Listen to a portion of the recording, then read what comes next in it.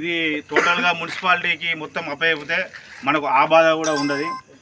మనకి ఏంటంటే నేను ఈరోజు మనకు ఉన్న దశలో ఎక్కువ మాత్రం క్వార్టర్సే ఉన్నాయి. మనకు 75%.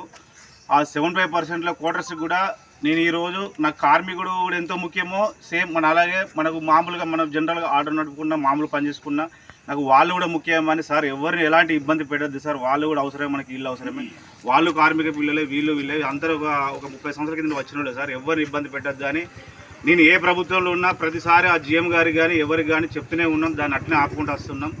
ఇక రాబోయే రోజుల్లో మనకు పూర్తి అవకాశం కూడా వచ్చే అవకాశం ఉన్నది. కానీ దయచేసి మా అందరం కలిసిమెలిసిగా అందరూ ఒకే తాటిపై ఉంటేనే మనకు ఆ యొక్క కోరిక నెరవేరుతుంది. కాబట్టి మనం ఇంకా రాబోయే రోజుల్లో మీకు అన్ని విధాల మీరు అనుకున్నట్టు ఆ రేషన్ కార్డులు కానీ ఎవి కానీ మీకు అన్ని విధాల మీకు అందుబాటులోకి తెస్తాను. ఎవరికి ఏమైనా ఏం డౌట్ ఉన్నా నాకు ప్రతిరోజు మీరు నిత్యం